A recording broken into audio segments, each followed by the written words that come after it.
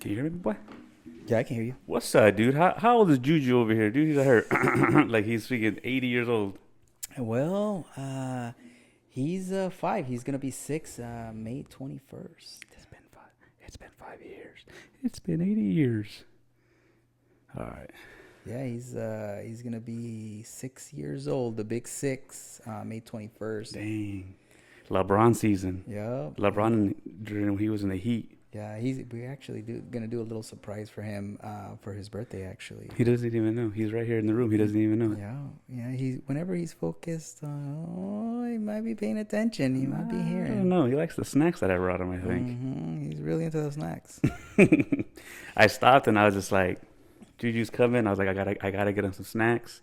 Mercy has some around here somewhere, but I don't want to rate her snacks. And I hmm just got everything I would like, and he liked everything. Yeah, he definitely did. So it's Those are like, definitely his favorites. I'm a kid at heart. Yeah, that's right. That's right. Yeah, so yeah, it's been a good 5, going on 6 years with him.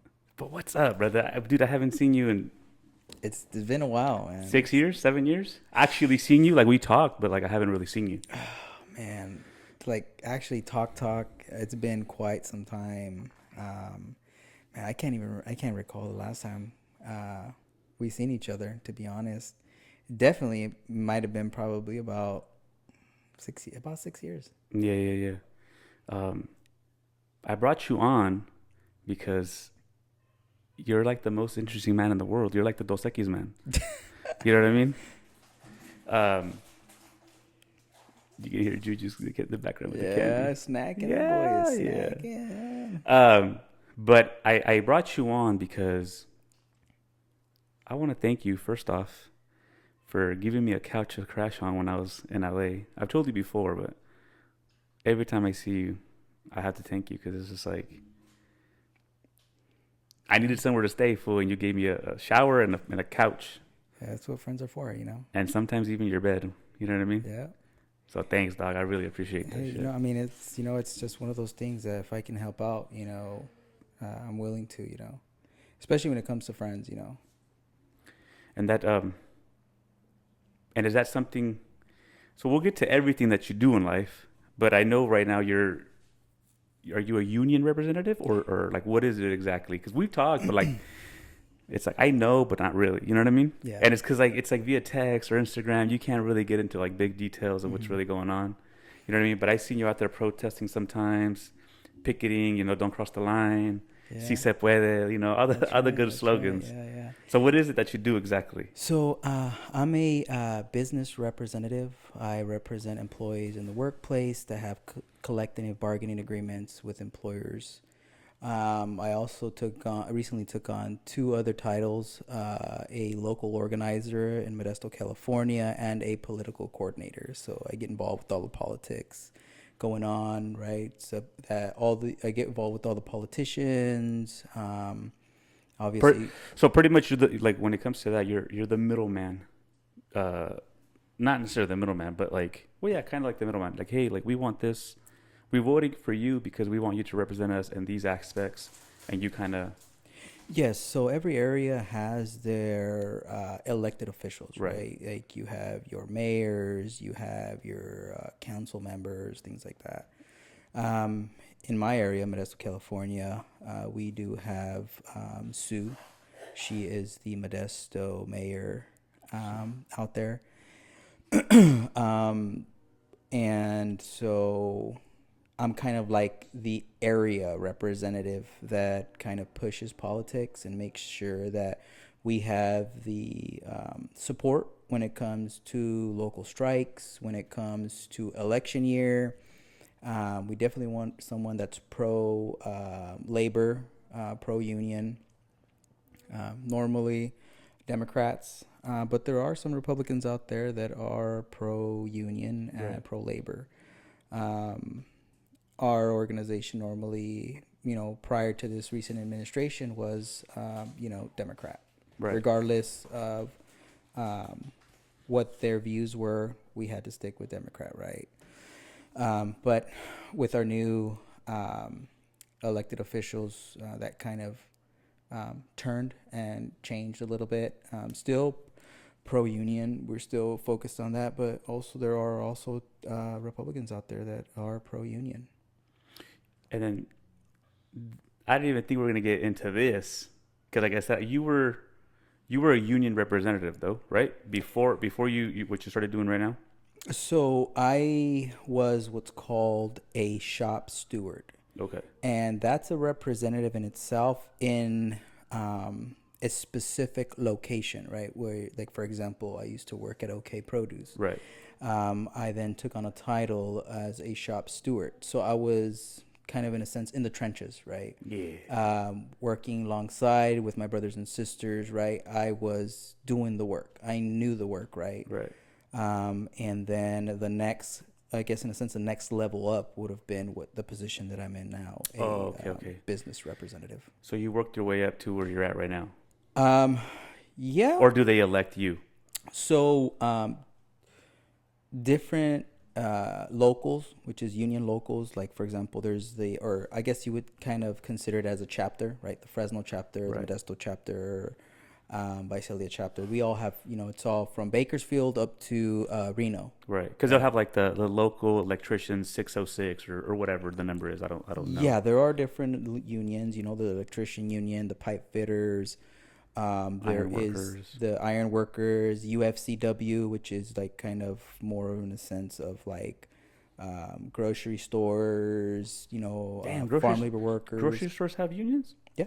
I mean, other than you guys just had a big Costco one in, huh? Yeah, we have Costco, in different areas. We have Smart and Final, Dang, okay. Winco, things like that. So Literally, we just jumped into the combo because I was under the impression that you were like a union representative only, kind of like at a union hall, mhm.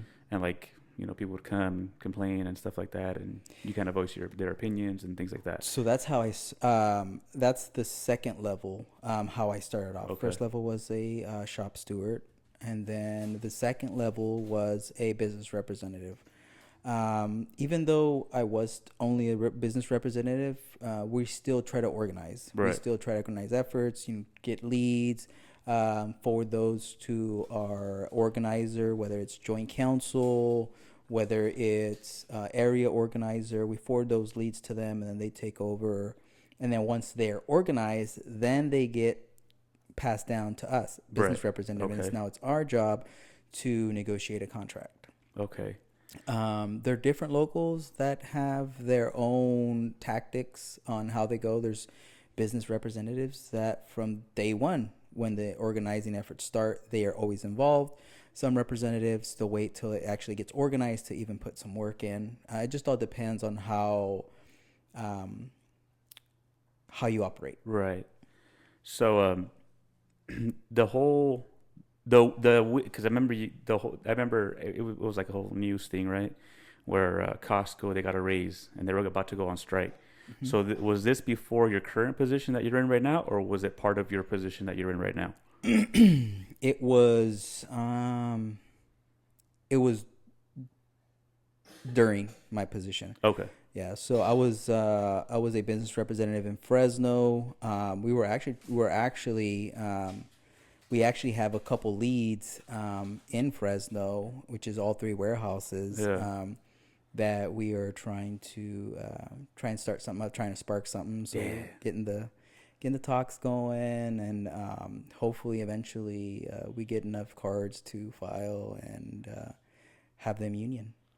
Oh, okay. So different, like not Costco warehouses, but like warehouses of other source, like not specific. Because I don't want to specifically say what, but like different. Damn, I don't want to say it, If you're an employee in a workplace and there's more than one employee that works in there, and if you want to organize, you can. Okay, so that's what I'm saying. Like, Yeah. I'm trying to, because I don't want to say specifically, oh, you're trying to get these people. You know what I'm saying? Like, Right. I don't want to get you in trouble, and I don't want to. Like, Don't I don't let want the cat out the Yeah, bag. yeah. I want that gato to keep roaming and then come back later, and then we'll let him out. You know what I'm saying? That's right. But no, that's cool. So like, so you do work hand in hand with unions, and you got like You got your hand in the cookie jar pretty much when it comes to that stuff. Yeah, I mean, right now, I mean, it's like I kind of have my hand in everything at the moment, working with North Valley Labor Federation in the Modesto area, with the CLC here in Fresno. Um, just wherever I'm useful at, I'm there. Yeah. Anywhere from pickets and strikes that are going on in San Francisco, Oakland, Because you Sacramento. were just in Vegas, no? Was it Yeah, Vegas or LA?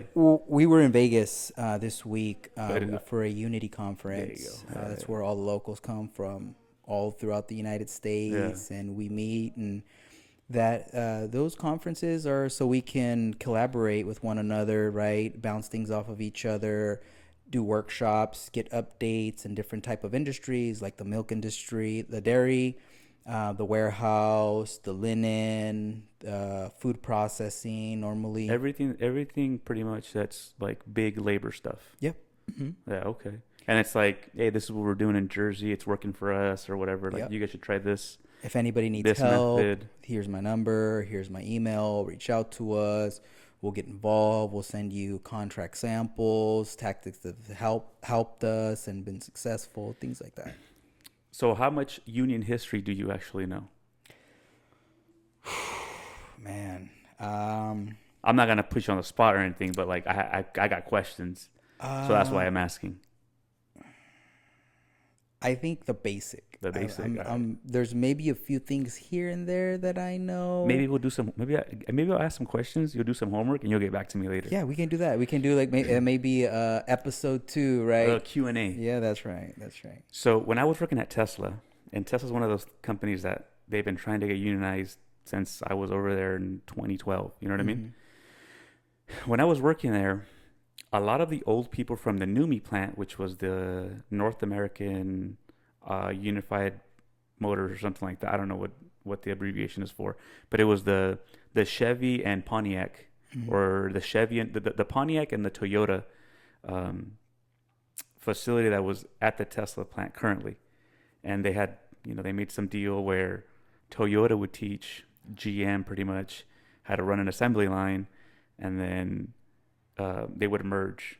That's why like the Toyota Matrix was the exact same thing as the Pontiac Vibe. They were made in the exact same factory. They had the same motor, same transmission, same interior pieces. The only thing that changed was like the labels, right?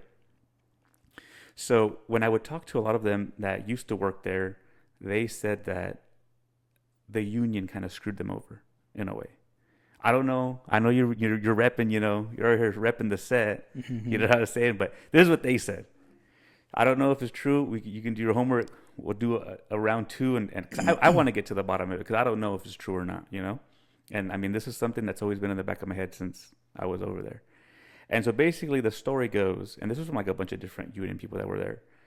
So this was in 2009. So this is like at the right after the economy had collapsed in 2008, right? The housing market, not the economy, but same, they kind of go hand in hand. And so right after that, they needed to cut back on jobs. Manufacturing jobs obviously had no money. Nobody was buying anything. Everybody was broke. And they needed to cut down on labor costs. And pretty much the saying goes that Toyota and GM pretty much went to the union. They're like, hey, like we need to cut back, $4 or $5, whatever. Well, I think it was 5. I think they were getting paid like 31 at the time. And they're like, we have to pay you guys like 26 or 24 or something. And the people were like, yeah. And the union was like, hell no, we're not taking a pay cut. And then eventually what happened was they're like, all right, well, you guys can't work out a deal with us. See you guys later. We're going to Texas. And that's how the Toyota plant opened up in Texas. I think a Houston area. I'm not exactly sure. And then, so then, 3 years later when Tesla comes in, because they pretty much took over the plant because, I mean, everything was there. All the manufacturing stuff was there. They could do everything in-house, right? When they took over, that's when the talks of a union started coming around. All the young ones, myself, like, yeah, let's get a union. I wanted better benefits. I wanted better pay. I wanted, longevity, right? And then, like, the old heads that were there from the NUMMI plant, they were like, nah, we're gonna get screwed again. Like I don't want you. I don't want to do it. But also, something they didn't tell me was when they left, they got cashed out. So they gave them like Severance the package. severance package, and then to top it off, if you wanted to go back to school, they would pay school as till you graduated. They did not tell me that. And if I would have known that, I'd be like, you guys are here doing what? Go back to school, dude. Yeah. And a couple of them did. They went back and they got an automotive engineering degree because I had. So I think the only caveat was you could go back to school if it had something to do with engineering, automotive, or something like that, right? Something along the lines of what they were doing. Things that had to do with like electricians, any type of what is that freaking Any type of trade. any type of trade, yeah, any type of trade school you could do. Because at the time I had gone to Biotech, I was going to Biotech, so then people there, they were from NUMI, and they're like, well, I just have to be here. They were on unemployment, and then on top of that, they were getting school paid for, and they had their severance package. Mm-hmm. A bunch of them moved over to Modesto area. They bought a house, cash, as soon as they left. And so to me, it's like, you guys are just mad because it didn't write it out long enough, Right. Or it was the people that were there for a year or two, so they didn't get seniority to have like a big severance package. You know what I mean? But I don't know. Like, what do you know about that? If you know anything. So, before a company, closes or moves their operation to another state or a different location, they'll come to the union, right? Mm-hmm. And they'll talk to the union and say, hey, this is what's going on. Whether the company is going broke or the company is asking for help, in a sense of like, hey, we can't sustain these wages and these are the reasons why. Now, I don't know the specifics to that example that you deal, gave. yeah. But I do know that whenever a company comes and says, "Hey, we're dying out here Yeah. because we're doing the X, Y, and Z," Right. we have our experts, our group of experts that will examine the books. Right? We'll ask, okay, well then prove to us. Let our people come and revise your guys' books. Let your financial books open. Let us review them. So then that way we legitimately can confirm that this is what's happening, and it's not that you guys just wanted to save some money. Mm-hmm. And nine times out of 10, if employer is not losing money and is not going broke, they won't let you revise the books. Right. Right. Even though companies can find a way how to try to hide money, we'll always find it. Right. I mean, you have what is it called? Their financial. Yeah, we have like a big team. Our international has a big team. They'll come in. They'll start revising all like everything, like way to like going back to see if they even try and move specific money into different accounts, right, to make it seem like their financial sustainability is depleting, things like that. It's called a financial forensics. Yep. Right. Yeah. Yeah. Financial forensics team. And so, but in a situation where a company is saying like, hey, we're dying out here, we need some help, right? At that point is when then we'll come to the members. Right. We come to the members, we explain to the members what's happening, and we give the members the right to vote whether they agree or disagree, right? And then majority always rules. Right. You guys. So when they do that, they come in literally like a ballot box. Everybody votes, or is it like a everybody raise your hand type of? No.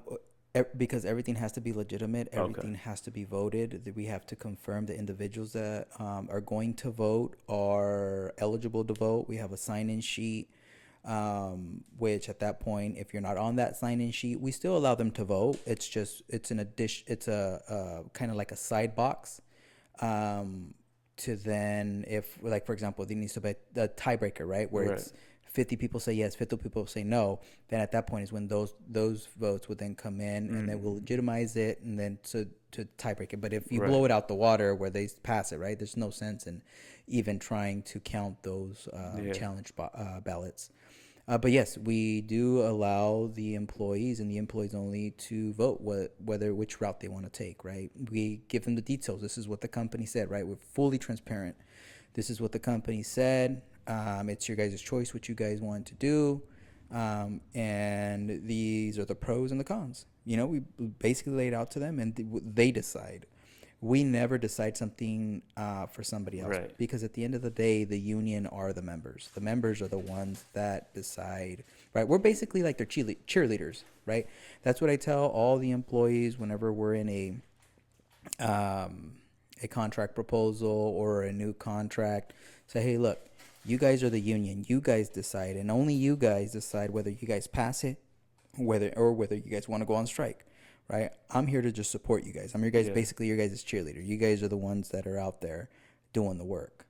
And You speak for them, but what they say pretty much. yeah, it's Yeah. I'm kind of like Big Brother, right? Right. Where if they can't get something done because the employer is just dismissing them, that's when we come in, right? And we kind of just, we become firm, right? And sometimes we get out of hand, but when we need to, Right. right? Some different representatives have different approaches. I myself, I'm really passionate on what I do. People say that, or some employers say that I get upset. I say that I'm passionate.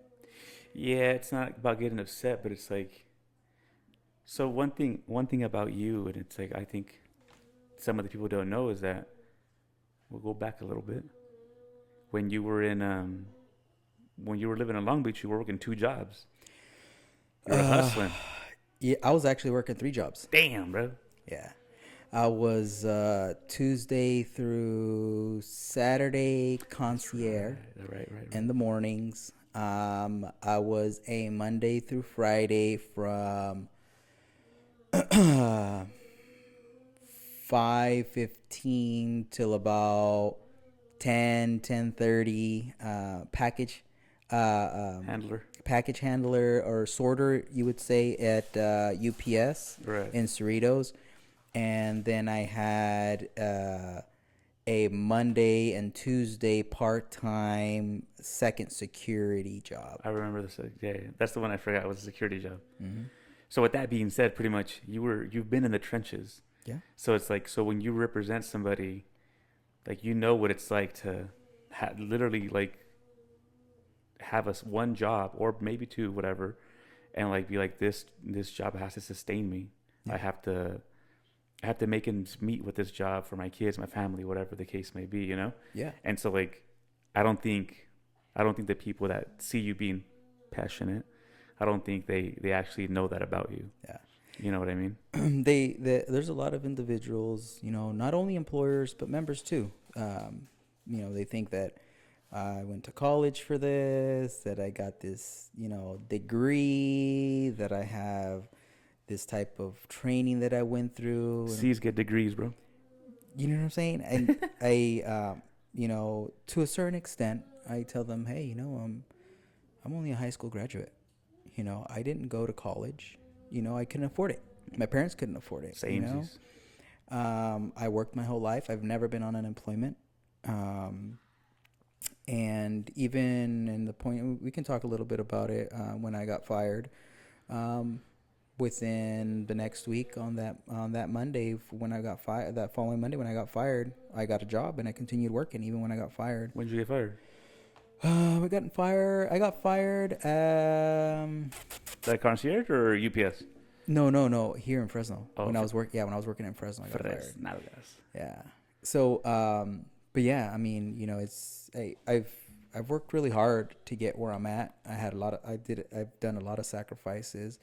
I worked a lot of weekends, especially when, before I took on this position, my son was born. I had to sacrifice a lot, Mm-hmm. a lot of holidays, a lot of weekends, to put food on the table for my family. Young Juju over there. Yeah. Snacks in his hands. Mm-hmm. And, I hope when my son grows up, he looks back and, he says, I'm proud of my dad for what he did. And, And that's what I really work hard for, is to make sure that, I raise him to become a better man, and prepare him for the world and give him something to look up to. I love that.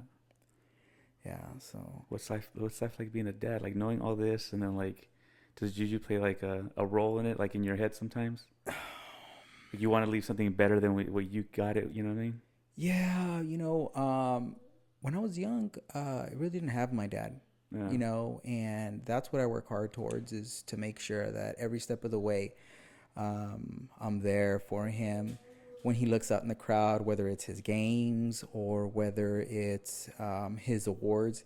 He turns around and he can see me in the crowd. Yeah, I see. I think posted a couple of pics of him like Yeah, was it a couple of weeks ago now, right? He got some award or yeah, something. he got some awards, he achievement awards, and I just try to be there for him every single day, whether it's school, whether it's sports, or just whenever he's feeling down, show him that support. Are you a parent that gives him what you didn't have, or you teach him what you didn't know? Both. 50-50? Yes, I think 70-30? Yes, because there's times where I had to work for what I had, right? And I show him, we do small things. I have him smash cans, take them in to cash them in. I think that was all of our first job, was smashing cans and getting the money from the aluminum place. You know what I mean? Mm-hmm. That was everybody's first job, I think, as a kid. Yeah, that, and helping me wash the car and getting $5 to cutting the grass, getting $5. You charge him rent yet or no? No, I don't. But I have him pay for his own stuff sometimes. Hey, that's what he learns, huh? Mm-hmm. And I'll take him. He wants something. I said, okay, well, you got to wash the car. I show him that nothing comes easy. Right. Right. You have to work hard for what you want. Nothing's just given to you either. Right. Even though sometimes, like, he's a first child, right? And there's times where I spoil him. Whatever he wants, he gets. Right. There's nothing that he wants that he doesn't get. And that also goes for his mom. His mom's the same way, and we've worked hard to try and kind of raise him to be the man that we want him to be. Right. There's a saying that goes that mothers raise boys and fathers raise men. Dang. It goes deep. Damn, fool, you're a dad, güey. That's crazy to me. Yeah. I'll see. A ver cuando me animo, Yeah. I mean,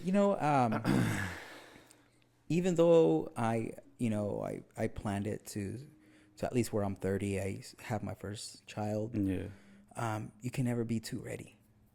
Yeah, that's what, what's his name? That song, The Matrimony, with, not Jerry Springer. What's it? The freaking comedian. Not Tom and Jerry. His name is Jerry. Jerry Seinfeld. You guys listen to that song? It's called The Matrimony with Wale.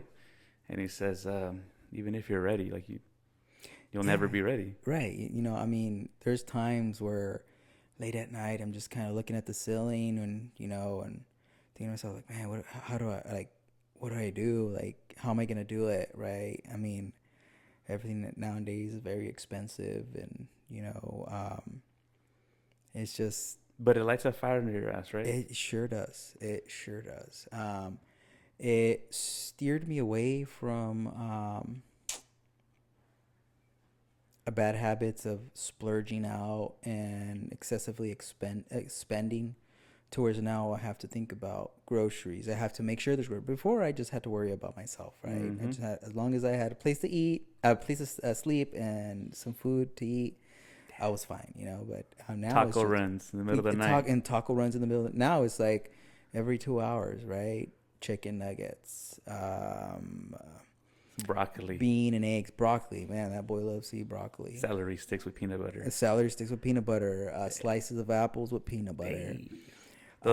Those are the struggle meals right there. Dude. Yeah. The sopitas, the maruchan, the fideo. Damn, as a matter of fact, before we came here, he had some fideo. Yeah. Yeah. So. With some nuggies on the side. Sometimes, yeah. He just not too long ago, maybe 2 months ago, he upgraded to a actual Whopper. No Ooh. more the junior Whoppers, and he upgraded to a Whopper. I remember when I was growing up. Like I'm all not growing up now. When I was younger, I'd get a Big Mac. That shit used to be huge. Now it's fucking 3 bites and it's gone. Yeah. Mm-hmm. So right now the Whopper's big for him right now. Oh yeah. Yeah, and he eats it all. He eats it all, and he orders it the same way. The bread, the meat, plain, ketchup only. No cheese? No cheese, no tomatoes, no onions, no pickles, no mustard. No, just plain only. Damn, dude. I don't know. With extra ketchup. Extra ketchup. And the type of extra. extra. It's a little dry, so you like extra ketchup. So that extra ketchup, when you take a bite into it, and then a glob of ketchup falls down. Yeah. Into the seat. Yep. Into his khaki pants. Into his pants. Yeah. Sometimes. So, before, like when he was younger, right? I was always anal about him getting dirty, right? Now I've come to learn, because you learn throughout your you being a father, that kids will be kids. They're not gonna be able to stay clean, right?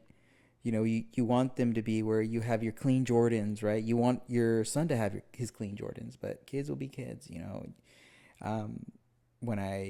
When he was first born, I was what they call a helicopter parent over him everywhere he went. Never took my eyes off of him. But that's because I think a lot of that has to do is just care about him so much. Yeah. So I had a friend, G-Mac, the homie G-Mac. His name's Greg. I used to go with him. We used to be in school together at Wild Tech. And he said, he's like, I have a wife. He's like, I love her. He's like, but I didn't know what love was until I had a kid. He's like, once I had my first daughter, he's like, that's when I knew what love really was. Mm-hmm. I was like, damn, dog. Yeah. Love for your child is on a whole nother level. Especially when he was younger, he would cry, and he said that his stomach would hurt. My tummy. And right, and you as a parent, like, you don't know what to do, because you don't know exactly how it's hurting, right? You want him to explain to you how it hurts, and you just worry so much, and you're just a helicopter parent, to whereas now, You'll be fine. Yeah, he'll be fine. Walk it off. Like he'll fall. Once he'll fall, he'll get up and he'll cry, right? And then I tell him, look, is it bleeding? No. Are you okay? It hurts. You want me to kiss it? Yes. I kiss it. Gone. He's done. That's it. That's cool. It's cool. It's just sometimes kids, they want to feel that their father or their mother, really care for them or there for them when they're hurting. Sometimes I tell them, put some dirt on it. Right, he had a little scrape. Here, put some dirt on it. Yeah, you're fine. And he does it or no? Yeah. Damn, dude. I wish I was that tough when I was his age. Yeah, he's tough. I was a crybaby. He is tough. He is definitely.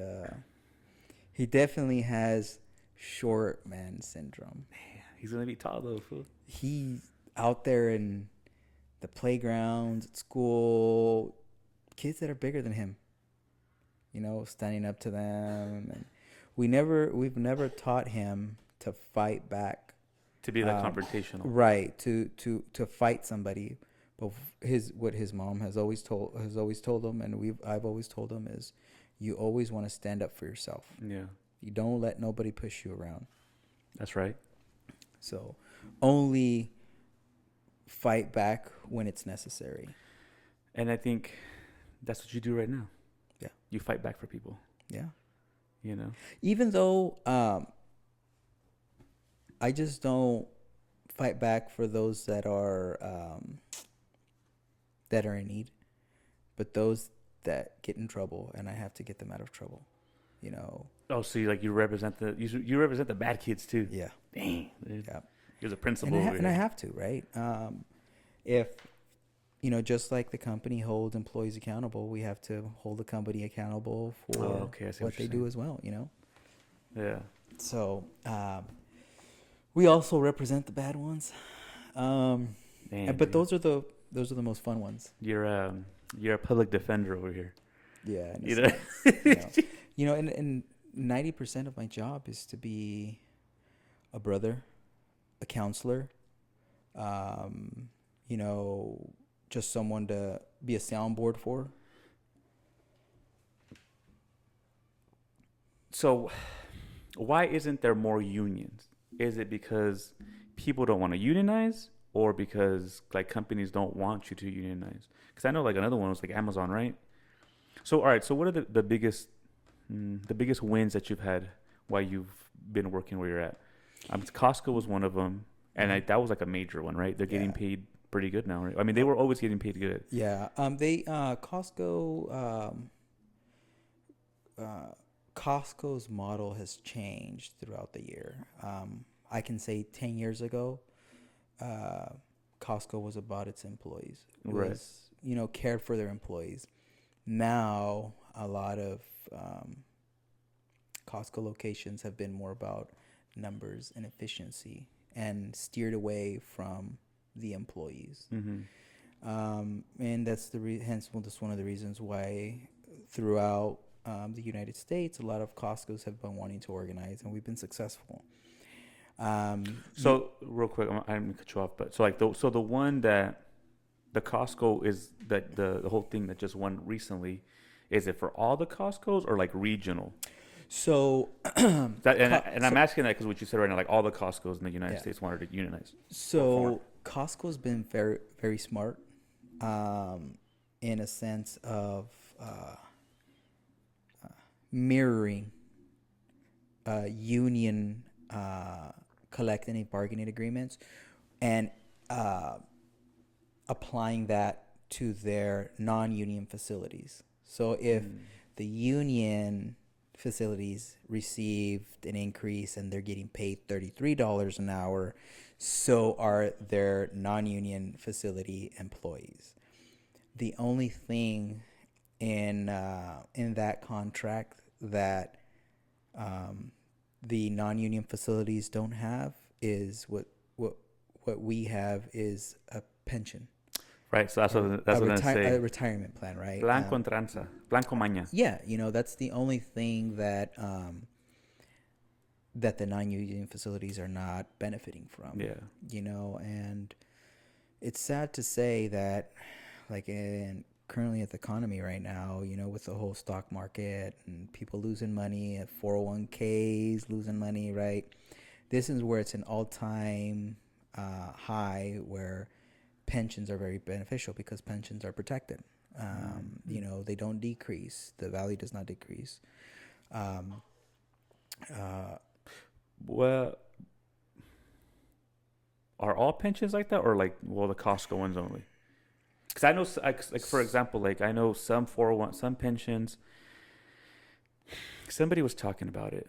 Governor Waltz was he's the Illinois.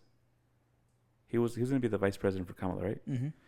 So that guy, I guess he went on stage and he was clowning Tesla because their stock was plummeting, and when he went out there, he was like, it's 220 or whatever, and he was like clowning on them, but like their school union or their school the teacher pension for Wisconsin Mm-hmm.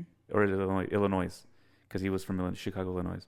So the pension for the school teachers was directly connected to the Tesla stock because they had bought Tesla stocks for their 401k or for their pension plan. Mm-hmm.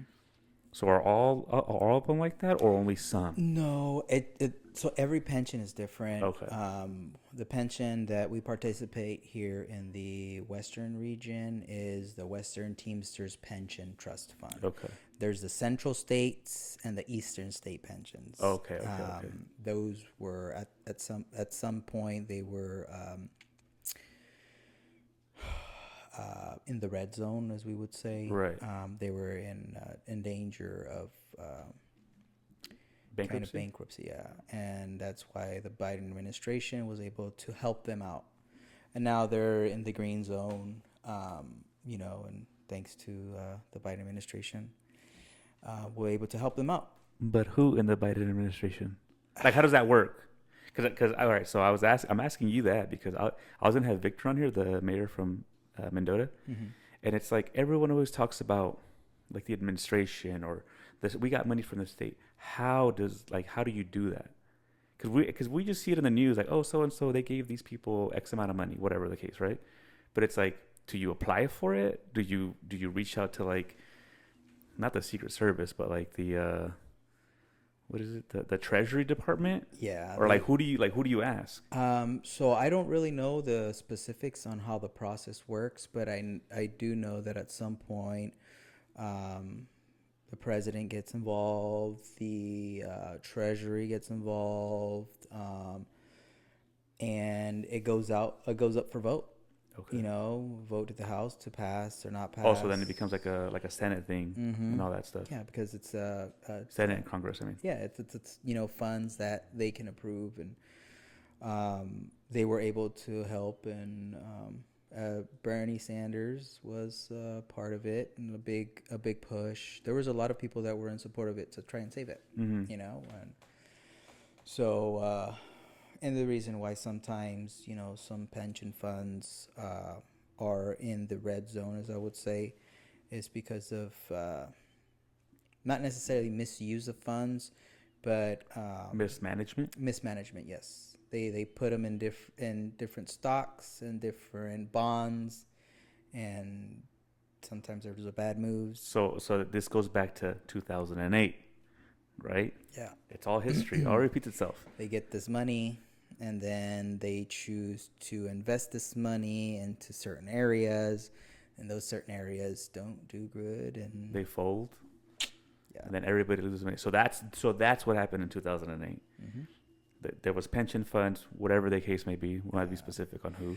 Yeah, I mean, even like, I mean, I'm not sure how much you know about history of Teamsters, but back in the day, that's why you're here. Well, Jimmy Hoffa was not Jimmy man. Hoffa. He was the man. That name already sounds. Jimmy Hoffa. He was a mobster, no? So he wasn't a mobster, but there allegedly, and through the process of charges against them, they were able to finally convict him, or were able to connect him with some mob relationships, things like that. He was an acquaintance. He had friends. He had homies. He had friends. Carnales. Yeah, and so he was the guy. He was the guy that had control over that. That had control over all that money. Golly. So they say that the pension, the Teamsters pension, made Las Vegas, because he lended money to mobsters to start their business, and he got 2 or 3 points, which is some kickback money from the lending of the money, and that money that he got that was interest wasn't necessarily going to the members. It was going to his pockets. His or his other acquaintances, other individuals, favors, right? I scratch your back, muscles, you scratch my back. Right. Except my back's located on my cock. Yeah. Type thing. And so, yeah, and sometimes, for the people that don't know, real quick, that's fucking super bad. For the people that don't know, that's super bad. All right. Jules wanted some alcohol, and he was like, "I'll scratch your back, you scratch my back." Funny thing about my back is it's located on my cock. Yeah. Anyways, my bad. That's a good movie. Probably watch it when I get home. It's a classic, man. So, just like any other person, right? You get a taste of power, especially when it comes to mobsters. You have a lot of control over it, and a lot of people that are protecting you because you have a lot of influence. You get on this, in a sense, you get big-headed, right? You get big-headed. Yeah. And when Jimmy Hoffa had to go away for... was it embezzlement or... I think it was embezzlement, no? Embezzlement or fraud? Because embezzlement is when you're hiding money. I One of the two. One of the two, which I, by the way, I would suggest that people read the I Heard You Paint Houses. That tells a lot. Oh, for real? Yeah, it's it has to do with Ed Sheeran, the Irishman. That was Jimmy's right hand man. Jimmy Hoffa's right hand man. And not Ed Sheeran, the singer, right? No, not Ed All Sheeran. right, cool. Because right now, I just thought Ed Sheeran, the singer. What that would do? He they say that supposedly he was the one that killed him and made him go away. Right, to this day, nobody knows where Jimmy Hoffa's body is located or where it's at. And the case is still open, actually. Yeah. Anyways, good book. I highly recommend. What's it called? He Paints Houses? I Heard You Paint Houses. I Heard You Paint Houses. All right. I'm going to check that out. So that they say that that normally indicates that I heard you kill people, right? Because when you kill somebody, the blood splatters on the wall and it paints. Also, when people say, I also do my own carpentry too, that means that I also make sure that nobody finds that body. Yeah, because you make coffins. Yeah. So, yeah, it's a good book. And so he made some very important people upset with denying loans or high interest in loans. And then so when he had to go away for what he got accused for, there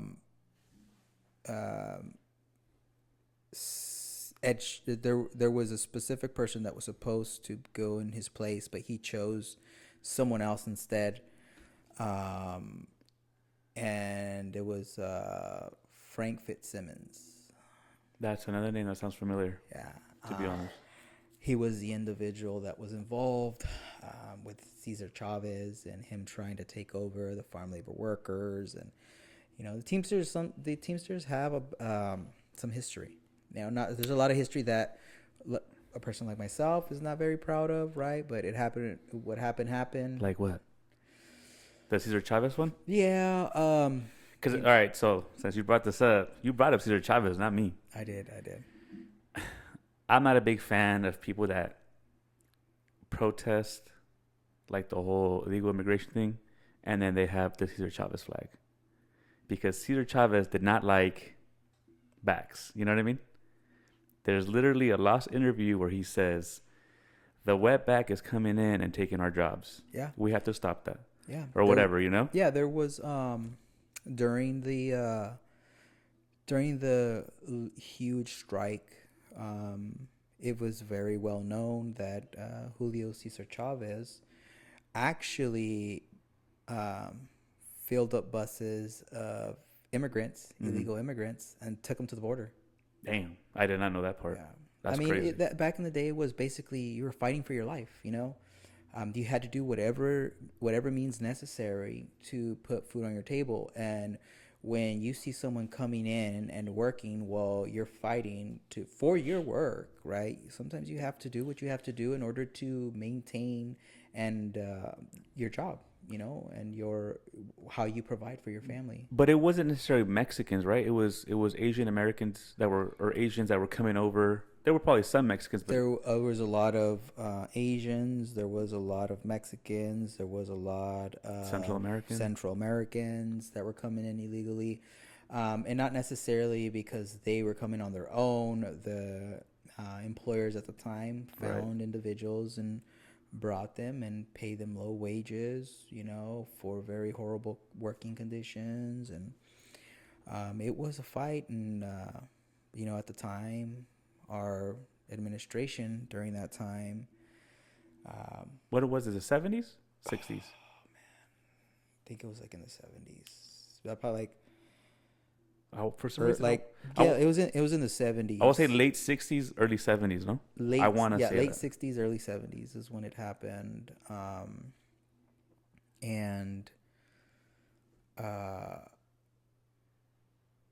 No, it was way out. It was probably way after. It's been a while, but there's a documentary on YouTube. It's called Fighting for Our Lives. Fighting for Our Lives. And there's different clips you have to go through, but it's just, it's crazy. Yeah, because they wanted, so Cesar Chavez wanted more money, right?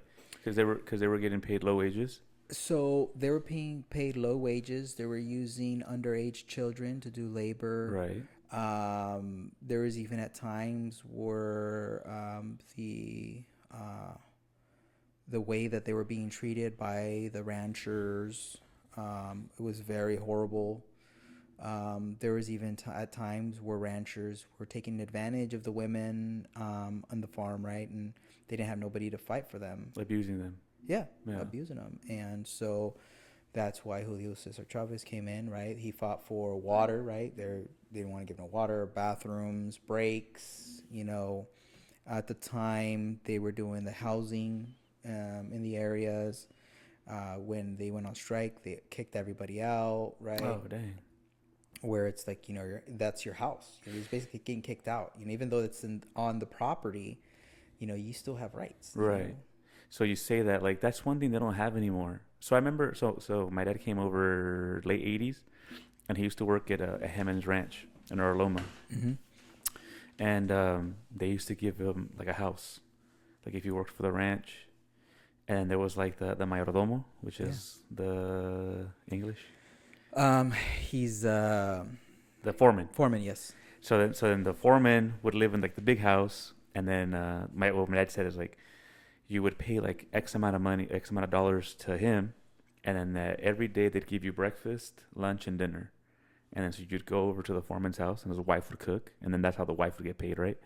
So then the wife would cook breakfast, lunch, and dinner, and that's what you got.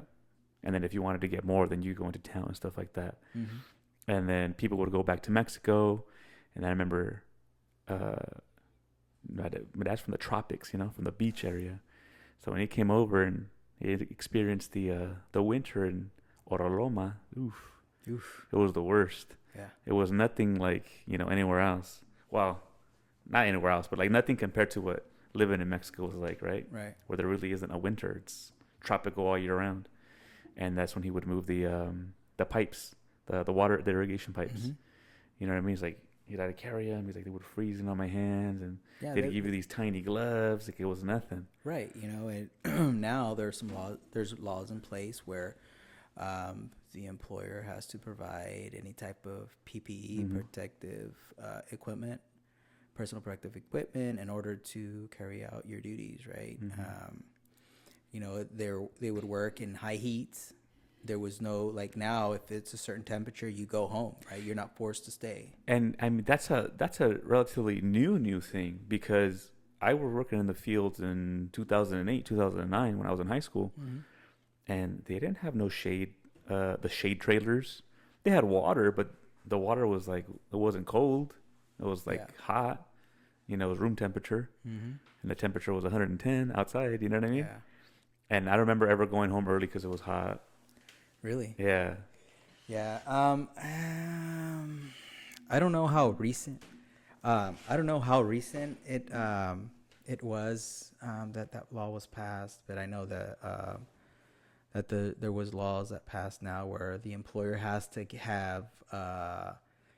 provide fresh. It doesn't have to be iced water, but as long as it's fresh water, have to provide shade and have to provide near your work area for bathrooms. Yeah. In specific, there's laws for field workers. If the temperature reaches a certain amount, you have to go home for the day. And the temperatures out in the field are much higher than normal, just for the simple fact that the dirt, right? The conditions of your work is what like, especially if there's like some, like, it's usually in the morning, right? Like when it comes like 9 to 10, when the sun's fully out and it's starting to get a little hot, the humidity will rise because they just irrigated last night or whatever, and that makes it hotter technically, right? Yeah.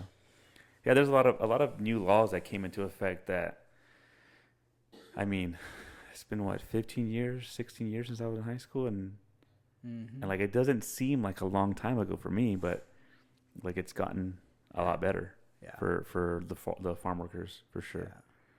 Definitely. I mean, the conditions have definitely bettered throughout the year, but it doesn't mean that they can't get any more better, right? They're not the best. They can always get better. Everything is always better. Right.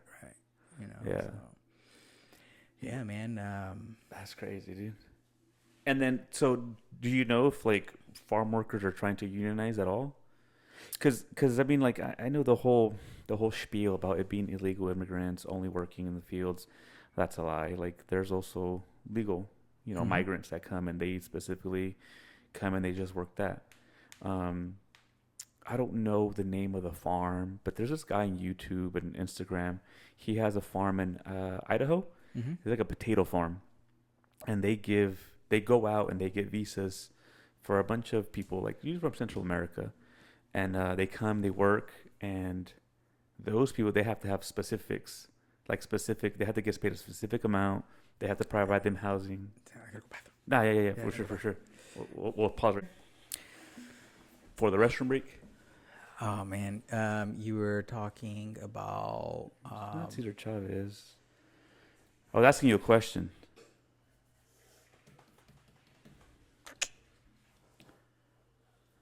I don't know. Lost my train of thought. Damn, dude.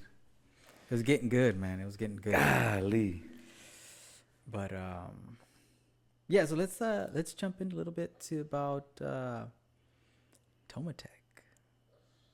Oh, what's up? All right, so this is another company that you guys So spill the beans because I don't know. So all okay. right, so So real quick, let me just ask the question real quick. yeah. Were you part of like the reason why they had to give people checks?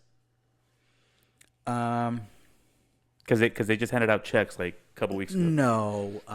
So back in 2015, there was three individuals, two men and a woman, that worked at Tomatech Ooh. that filed a class action lawsuit against Tomatech for unpaid wages, meal break, and rest break violations. And finally, in 2024, they were able to settle. And so any employee that worked from 2017 to 2020 in 2019 got compensation. So there's a lot of people that are getting anywhere from $800, like my sister, that Got paid, homie. they got paid. Homie, got paid. She only worked there like 2 days. I heard there was people that. What's up, dude? Am I tripping? Hello, hello. Yeah. I heard there was people that went to orientation and got like $500. Yeah, I was like, damn, dude. I because they worked. They probably went to orientation. They probably worked 8 hours. They didn't get a 30-minute lunch. They didn't get any 10-minute breaks, Mhm. right? And the employer is obligated to, whenever there's an employee that does not take their either full 30 or a 30-minute lunch, there's a meal break violation. So like the amount, does that matter on It like dep- let's say you worked one day and you got a $300 check. Obviously you got paid more in the settlement than you did that whole day working, right? right. So like what's the not ratio, but like you know So what I mean? You know what I'm yeah, asking? so I think it's for every day uh beyond the 10 working days from the date of notification, Hmm. there is a penalty that the employer has to pay. Okay, that's what they're paying. They're paying the Yeah. penalty. So for all that penalty time, the employer is having to pay because they didn't want to pay. Right. I'm sure that it's not the whole penalty because I'm sure they settled. Right. Right, right, right. I don't know the details to the settlement, but there was a settlement in place. I know individuals that got paid $5,000, Damn, $4,000, for real? 2,100, Damn, that's 1,000. hella. Mm-hmm. An individual that worked the three years there, from 17 Okay, that's why I only worked 1 to year. 19, got about $5,000. Damn. She was a year-round employee. Okay, that's another thing. I was seasonal. Like when I worked there, I was seasonal. Okay, Mhm. all right, that explains it. Yeah, so people got paid out, Man. and they're still getting paid out right now. It's Money, just money, money, the money. checks are coming; they're just coming slowly. That's right. And then there's some individuals that didn't get notification at all. about it, which they reach out to the attorneys, and the attorneys say if you were a qualified individual, you should be receiving some type of compensation. I didn't sign anything.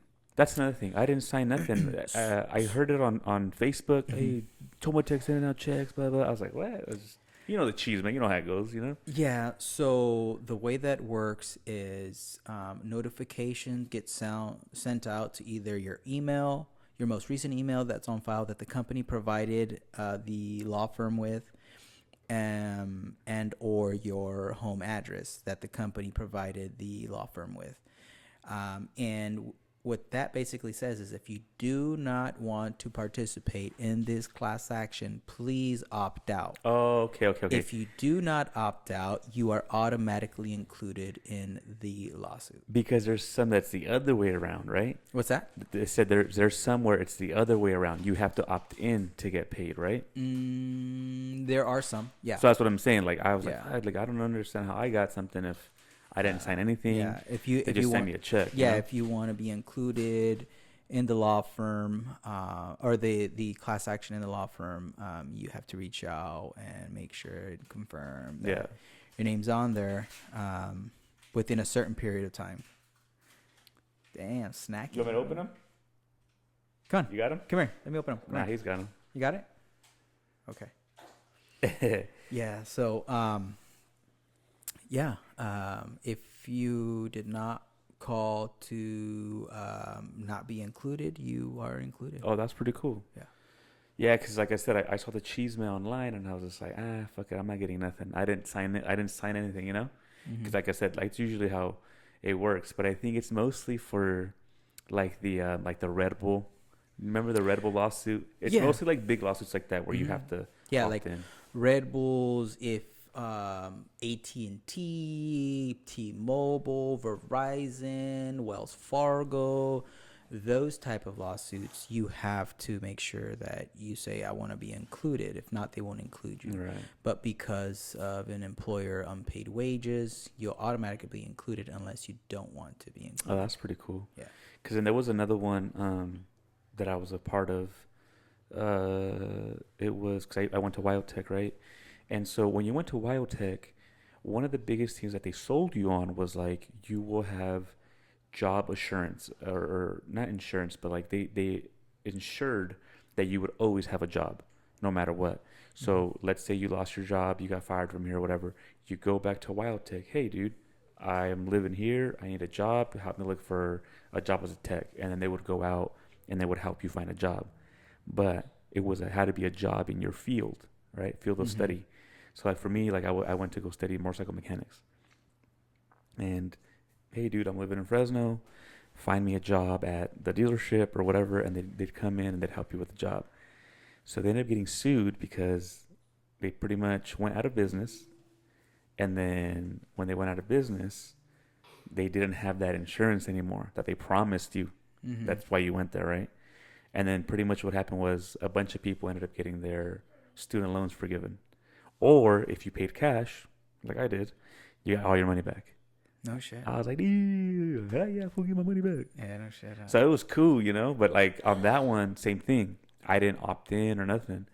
I was one of my friends, Greg, as a matter of fact, my friend G-Mac.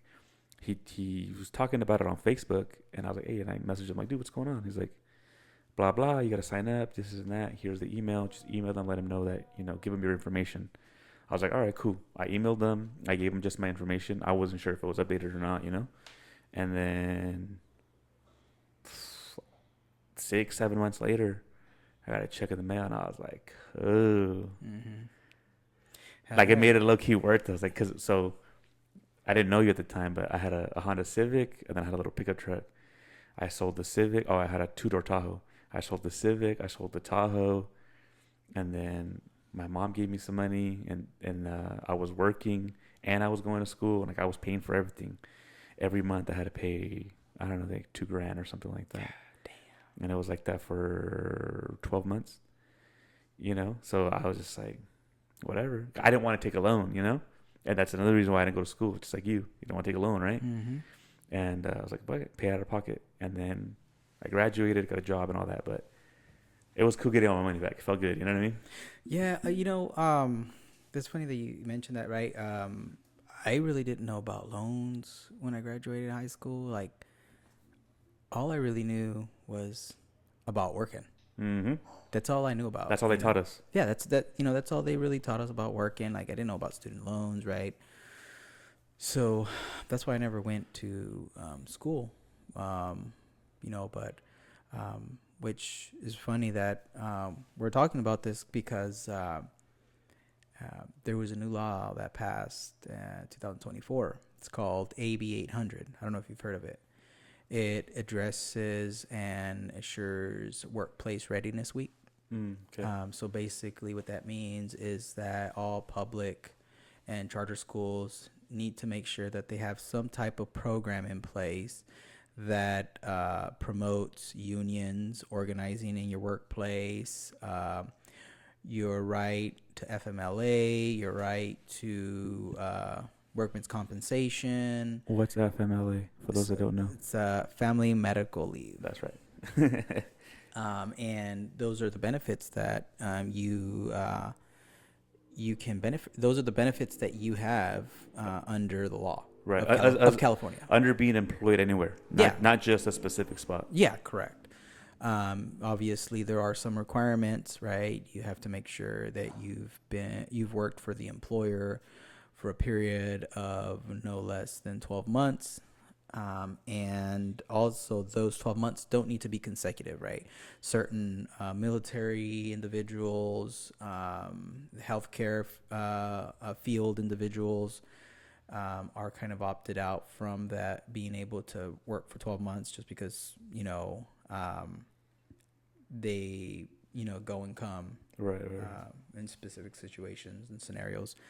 And then within the last 7 years, as long as you've worked with the employer for 12 months. So you could have got fired, right? You could have worked 6 months for an employer, got fired or resigned, and then came back and then worked another 6 months, and that already completed, even though you That's 12 months regardless. Right, correct. Yeah. And you've had to have worked at least, also have to qualify to have worked at least 1,250 hours. That's pretty cool that they do that. So they do that during high school, like the last week or whatever week. So they're supposed to. It's a new law. They're supposed to. So what I'm doing is I'm reaching out to Mendota, Faribault, Kerman, Fresno, Merced, Madera, all those high schools, and inquiring about if they have a program in place, and if they do, I volunteer my time. Right, that's part of my political position. Okay. So you come in and you do it, or you oversee it? No. So what I'll do is I'll come in and I'll do my own, in a sense, presentation. Right, talk about the Teamsters and the trade unions, right. And all these other. Try to speak about it within the. It's like career day, pretty much. Yeah, for you, right? Yeah, kind of. Hey, this is what I do, and this is how you can get benefits. Well, it's more of these are what your rights are. Okay. These are the different options that you have once you graduate from high school. If you choose not to go to college, right? We always want to encourage individuals to go to college, right, and get a degree if they can. But in a situation like myself, where my parents weren't financially stable to send me out to college, and that's why I didn't go to school, bro. Yeah. So I couldn't. That's a lot of things that we're gonna get into it right now, dude. Like, for real. Like, a lot of things that get me mad about the kids. Not even the kids, because I sound like an old head, right? What gets me mad right now about people like, forgive our loans and da-da-da. Like, dude, I didn't go to school because I didn't want to take out $160,000 for a business degree. You know what I mean? Mm-hmm. Like, I didn't want to do that. So, like, that's why I didn't go to school. I didn't go to school because I'm stupid. I got accepted to state, but that doesn't mean I was going to go. I saw how much it cost to go a semester. I was like, nah, I'm cool. And realistically, you couldn't afford it at the time. Yeah, I couldn't. Not all of us were born in a household where, unfortunately, I guess the finances, right, were very low, or there were troubles. I think what you're trying to say is that we had to be a provider for our parents as well. It wasn't just like, oh, like go to school and go get a job and that's gonna pay for your gas to go to school. It's gonna pay for your commuter car. Nah, We we gotta had to pay help. bills. Yeah, we had to help with the Yeah. bills, bro. You get food, the bills. I mean, you name it. We had to help one another out. If you didn't go to school, um, and you couldn't get it paid for free, you had to work. You wasn't going. Right. Because I mean, at the end of the day, you don't want to be at home and be a bum.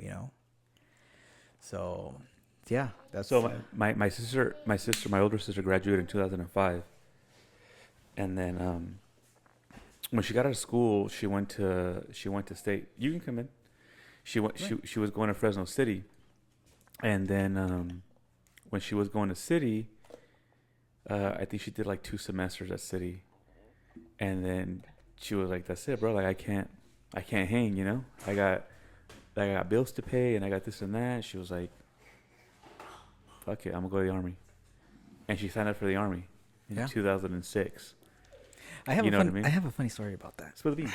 So, senior year, right? I'm thinking like, hey, I'm not gonna be able to go to college. Can't afford it. How is it the only way that I can afford to go to college? Go to the Army, right? And so I had a recruiter. I talked to a recruiter, and the recruiter said, hey, I'm gonna come over to your house and talk to your parents. Psych.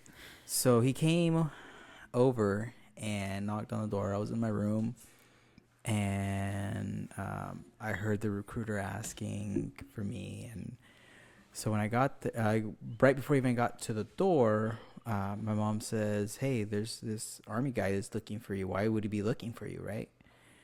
And I said, oh, well, he came. We want to talk to you guys about, me signing up for the Army. And you just, if I could ever tell somebody that was upset, especially a mother, that's the time that I can notice that my mom was pissed. Damn. Why was she mad though? Because you were gonna leave? Because she didn't want me to. Because in her mind, right? You go to the Army, to die, right? That's true. And that's not what she wanted me to do. So as I go to the door to approach the door, out of nowhere, I see a flying dish. Damn. And I look. She didn't even throw the chancla. She the dish. She threw the dish. She was throwing dishes. She was throwing spoons. She was throwing cups, running them out. Right? Oh, he was throwing it at the argument guy. Recruiter, yeah. Dang, dude. And she was telling him to get out of here. That she's not gonna take her son. That fool has PTSD to this day. Man, hey, sheesh. And so and then after that, my mom's like, I don't want you going to the Army, and promise me you won't go. And I said, I promise you I won't go as long as you promise you'll never do that again. So yeah, I never heard back from that guy ever. Yeah. Again, He was like, I'm out of here. Yeah. Not worth getting hit in the head with a pan. Mm-hmm. So, yeah, that's what ended up happening. But yeah, I was, really taking into consideration about going to the Army. And so when did you leave to LA? So you're saying that, so like I said, so me and you were kind of the same, where I stayed after high school. I stayed home. I helped my parents with some bills here and there. And then eventually my mom was like, all right, that's it, bro. You can do whatever you want now. So when did you go to LA? So Long Beach. when I went to LA was You're good. In 2012. Okay. I went to the Bay in 11. So kind of without really getting too deep into it, I was getting into a lot of trouble here in town. I had just recently reunified with my father that was absent in my life for 20 years. We didn't never heard from him or anything, and we reunified with him. And I kind of just thought to myself, like, hey, like, I think I need to get out of here, get out of trouble, kind of start fresh. And at the same time, too, take some time to kind of build a relationship with my father that's been absent. Was he living down there? Yeah, he was Okay. living out there, and so went out there, did the whole truck driving thing, trying to see if I could do it. Didn't last a month. Just wasn't for me. You got your CDL, or you were like? No, I was in training. Oh, My dad okay. was letting me drive the truck, backing it up, moving it around, hitching. I got a hang of it. It's just that life wasn't for me. Yeah, but then also like in LA or a big city like LA, truck driving ain't like it is out here. Out here there's open space, bro. I can turn that anywhere. I can turn my truck anywhere. But in LA, nah, I'm cool. I won't go down there. Yeah, the traffic was just crazy. We were doing long hauls with solar panels out in Arizona. Okay. You can imagine 115, 16 degree weather. Probably up in the areas of 120, 25 because it was out in the fields that we were dropping off the containers and getting offloaded. Yeah. Oh, so you worked in the ports. It was from the ports. No, yes. So you would pick up in the ports? We picked up at the ports, and we would haul to Arizona, drop off there, and we were doing some long runs. Yeah. We were doing turnarounds like crazy. He was driving, running out of hours. There was no books. It's your turn, fool. It's your turn. And we hop in. Running, driving, but after a while, it was just too much. It was just too much, and it was at the point where my dad had to run 2 books. He had 2 books on him. Damn, you guys are really running then. Double, yeah, and just kind of living out of the truck, sleeping in the truck. And you were with them? Yeah. Okay. Showering in truck stops. Eating out a lot, just wasn't me, and it wasn't for me. Right. I felt like there was something different that I was kind of in a sense destined for. Right. And so, real quick, I'm kind of there right now, cause I'm driving. I have my own truck. I drive locally and stuff like that, but I feel like there's that I've done more. Like I've experienced working literally next to Elon Musk, this far away from that fool. Like there's more to this than just driving a truck and just being behind a wheel and just. Me and my wife were talking about this the other day. She was like, "You ever just like look out and just think of how small you really are in the world?" And when I'm driving a truck, like yeah, it's a big truck, but it's just like I pull over and I just look and. Hundreds. I'm nothing. I'm nothing compared to everybody, like the whole world, everybody together. Like you're just an ant. You look down on all the ants. You're one of those ants. Yeah. You know what I mean? Like I feel like that's how I feel sometimes. So I know what you mean when you say that. Yeah, it is. So as I started transitioning to do something else, I started working at the mall. Yeah, that's right. Shining shoes. Yep. Were you really shining shoes? Nah. Oh, okay. I was a janitor, an overnight janitor. Yeah. And I remember one day I was probably there already like 5 months in LA, and I was working at the mall. And before starting my job, because I worked the overnight, I worked the 10:30 shift. That's right. I was watching the baseball game, the Giants and the Detroit Tigers game. Yeah. And I was sitting down. I didn't have my my work shirt on, at the time. And there was these 2 hot girls that were just standing there talking. And they came and they sat down with me, and we were talking, talking about the game and stuff like that, and where I'm from. And so it came time to go to work, right? I was at Buffalo Wild Wing at the time. Yee, Buffalo Wild Thing. And so I was like, all right, I'll check you girls out later. I got to go to work, blah, blah, blah, blah. She's like, oh, where do you work at? You work here? I said, oh, no, I work here at the mall. She's like, oh, what store do you work at? I said, oh, no, I don't work at a store. I work as a janitor. When they said, oh, a janitor? Oh, man, that hurt. That hurt. That shit hurted. And ever since then, I said, I'm going to never put myself in a position like that again. And so that way individuals can make me feel like that. And so I work. And no disrespect to janitors, but I know what you mean. Yeah, Like they belittled you because you were just right, like you were a janitor. right. And so I made it. I made a point or a promise to myself to get my security guard card license. I remember that. And to become a security guard. And so 6 months later, 7 months later, got my guard card, got out as a janitor, got a security job, working security at UPS. Yeah. And worked there for a while, then moved up, and I set myself on a 3-year plan, right? 3 years from now, I'm not going to be in the same spot I am when I started. Right. So then slowly started moving up, concierge, UPS. I had my own spot.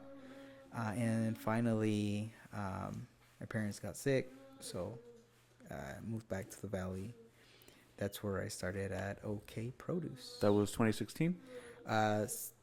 So I started in March of 2017 at OK Produce. Okay.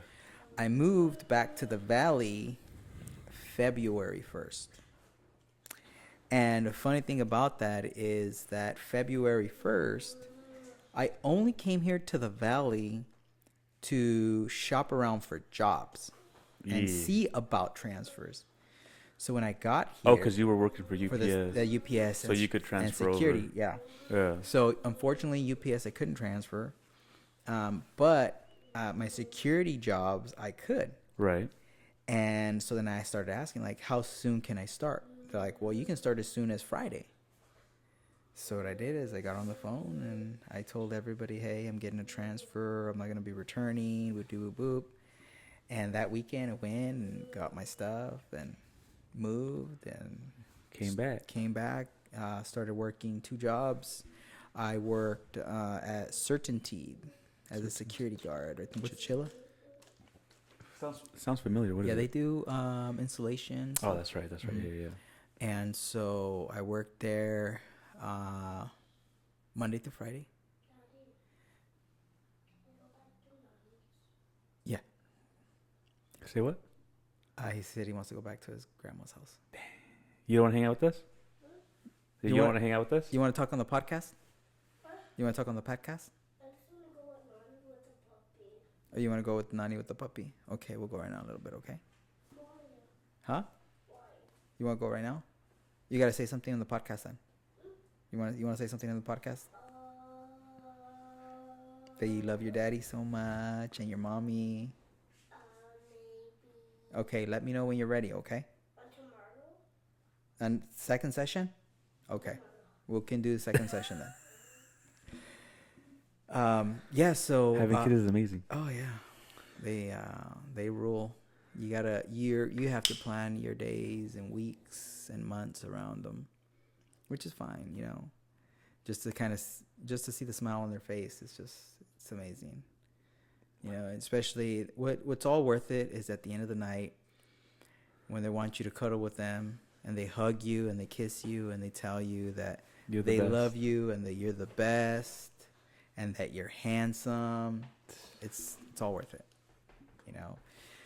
But back to it. You were working at Certainty. Certainty, yes. I was working at Certainty Monday through Friday, and that was the night shift. I worked from 10:30 till 6. You were in a car or you were like in a booth or what? Just a booth, yeah.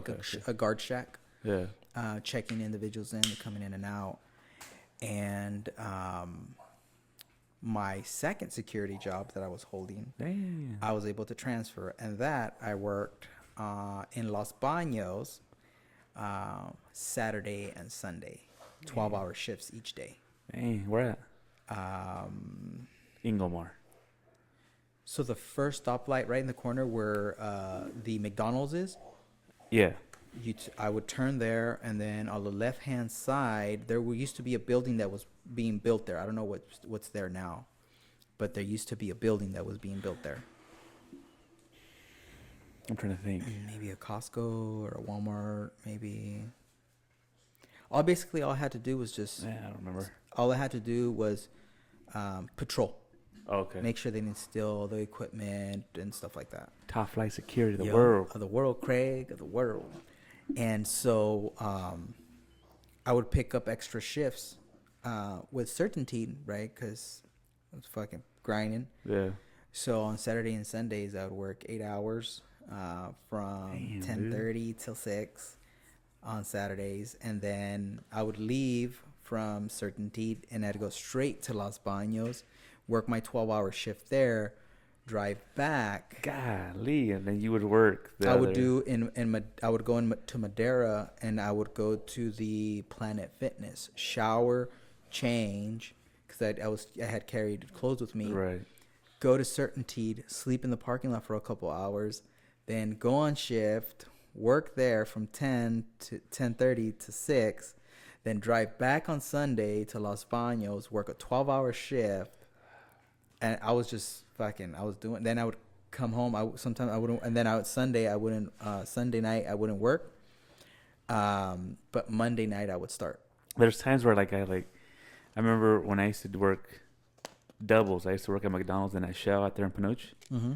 And I was like, this is hard. But then, you just said, fuck, dude. Yeah, you're working 24 hours. Yeah, I was grinding it. There was times where I was just so tired that I would pull over on the road and just take maybe an hour or two nap and then continue.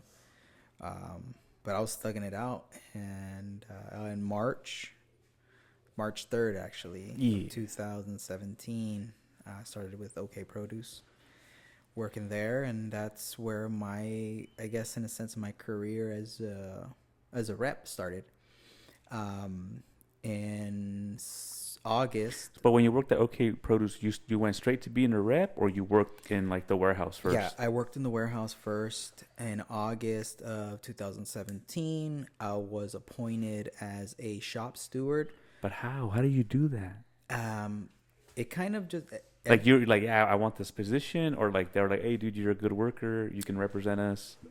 That's where I want to know. I want to know how it happens. So when I started there, I started seeing a lot of fishy things. Tell me how the sausage is made, bro, because that's what I want to know. So I'm very vocal. Yeah. Right. And when I feel like someone's trying to screw me over, I'll make it a point that not to screw me over again. I was seeing a lot of unjust things that were happening. People were getting written up for dumb things. And so I started telling them, hey, why aren't you following agreements? This is what your contract is. Do you not read your contract? Or people will get written up for no call, no shows. But yet they did call and they had the time on their phones and say, hey, you can challenge it. This is what you do. You file a grievance. So I started helping people file grievances.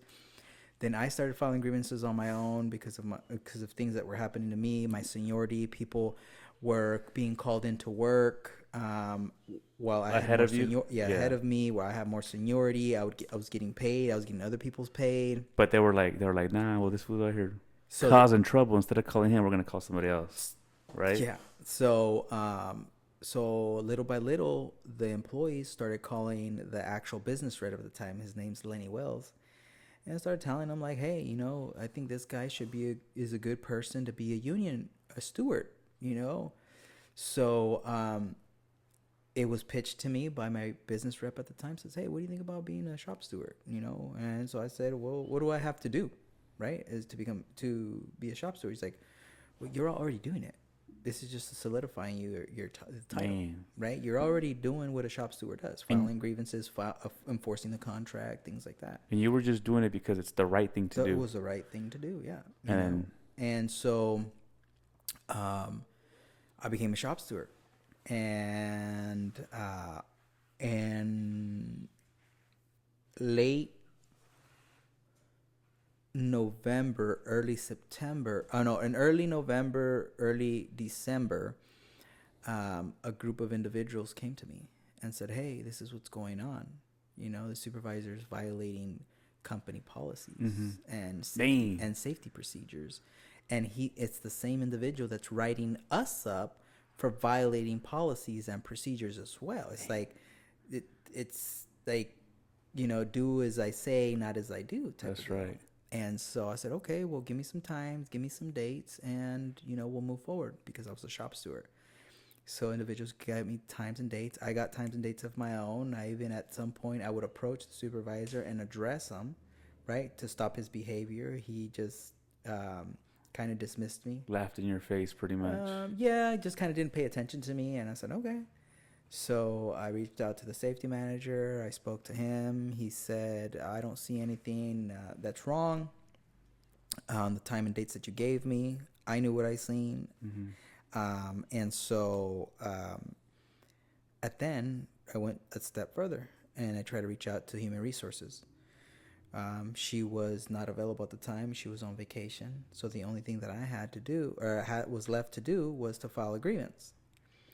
I filed the grievance, voicing my concerns, my safety concerns, and my fellow coworkers' concerns. And me being the shop steward, I filed on behalf of all affected members. Damn.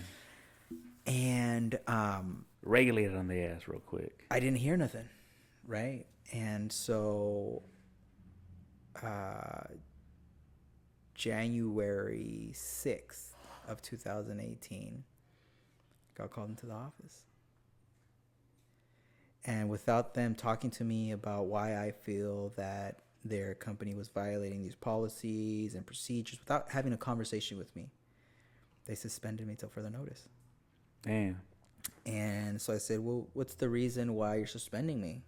It's like, well, you filed a grievance, right? I said, uh-huh. I said, yeah, and, human resources will tell you more about it, but it's regarding your grievance. Oh, that's weird. Okay. And so they thought that, they got rid of me, right? Because I was the guy that was being the troublemaker. Psych. Right. And I said, okay. Because I already know where it's going, but I want you to finish it. Yeah. So I signed the write-up and the suspension, and they said, do you have anything else? Do you have anything to say or add any comments or concerns? Yeah, I do.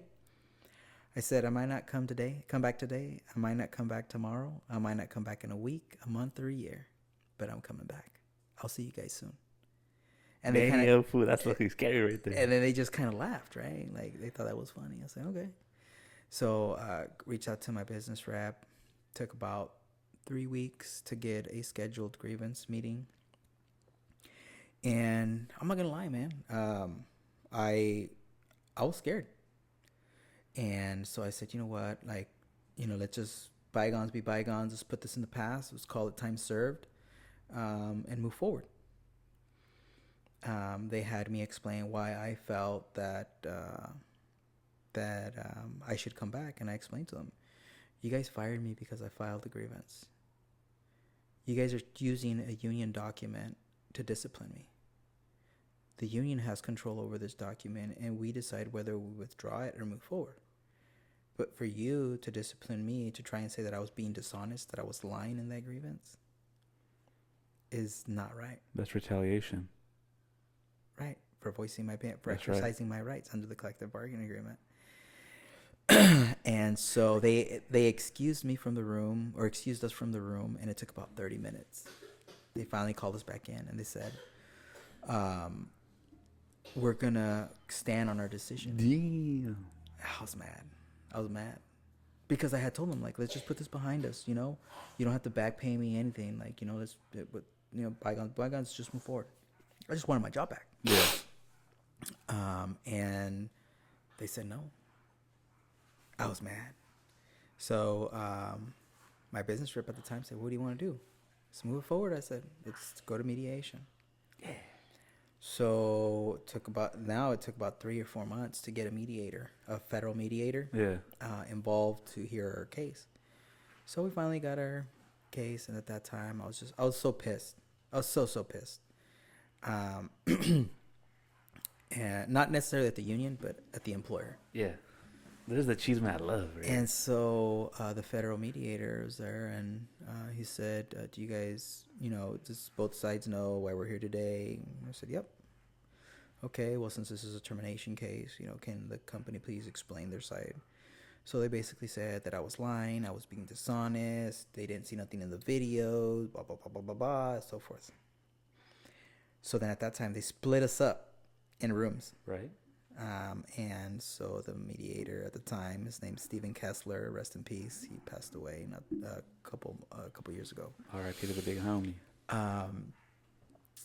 He just kind of said, what are you looking to, get out of this? I said, well, I want my job back.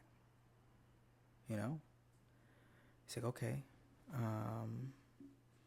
Are you looking to get paid? I said, most definitely. I want to get paid. Full back pay. Full reinstatement. No loss in wages, seniority, or benefits.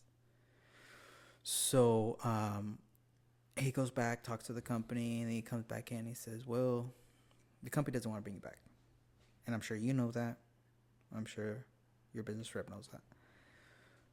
Did you have a number in mind to maybe walking away money? Yeah. And I said, you know what? I don't. Even though I did. I said, I don't, but I want to know what the company thinks my resignation is worth. Yeah, that's right. Yeah. Yeah, I love this shit, fool. So the mediator said, okay. So he goes into the office, he comes back, and he's like, have you thought about a number? And I said, I have an idea maybe, but before I give you an answer, I want to know what the company believes that my resignation is worth. This, mind you, it's already been 4 months.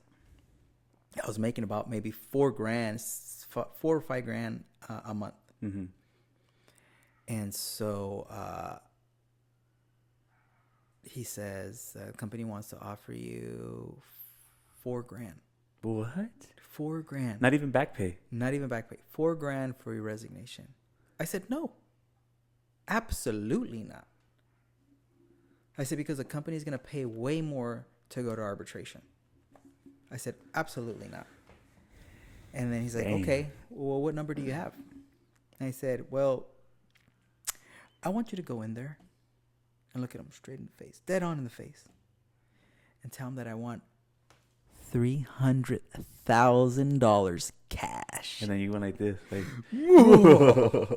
right. And so he started laughing, and I said, no, I'm being serious. I want you to go there and look at him straight in the eye. He goes in there. Company storms out of the office. Pissed. Didn't say bye, nothing, shake our hands, nothing. They were just pissed. And the mediator said, well, you know what their answer was? Okay. And so then my business rep and the mediator said, what do you guys want to do from here? And I told them, I'm at the point right now, I'm working already. mm-hmm. I'm at the point right now that I have nothing to lose and everything to gain. That's right. If I lose, I'll be still where I'm at. That's right. Nunca puedes perder. If I win back my dignity, my respect, my back pay, my seniority reinstatement, everything. That pumped up my business right up. It's, oh, fuck yeah, let's do it. Yeah. Well, I would have been pumped up. I'm pumped up right now just listening to this fucking tale right here. From that time till my arbitration, every single day I read that contract. I read my case. I put everything together. You became a lawyer. In a sense, yeah. I put my whole case up together. And, there was time. And during the time when I was going through this, obviously my son's mom was the mother of my child was pregnant with him. Right. So I was stressing. You needed benefits too, right? And I needed benefits. I mean, I was stressing, dude. I was like, fuck, baby on the way. Like, what the fuck am I going to do? And so there was even times where she would say, like, just let it go. Just move on. Mm-hmm. Nothing's going to happen. And I couldn't let it go. I was like, it's just the right thing to do, right? It's unjust.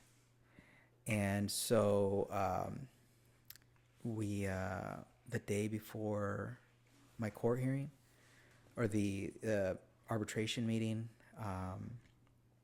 I met with the attorney. I've never met him before. Mm-hmm. Fuck. Great fucking attorney, dude. Fucking like the best that I've ever dealt with. He tells me like, okay, well, your rep has told me, the reasons for it, but I want to hear it from you. I want to know what led up to this. So I pulled out my big old files about this high, and damn. And I had a bunch of write-ups from previous individuals that I had collected. You came prepared for these foods. Prepared. I did a sketched layout for him, so he understood the areas of where I was identifying at the safety concerns, where I pulled out all the policies. I highlighted everything. I gave him like all my exhibits. I tried to put my case on like as outlined that I put together and told him. And so he just said, you basically put on my case. He's like, even though we've never met, this is the first time us meeting and talking about this, right? It almost seems that, it was rehearsed. Even though I know it wasn't, and it wasn't, you sound a little bit robotic, like you're following steps, like marching orders and things like that.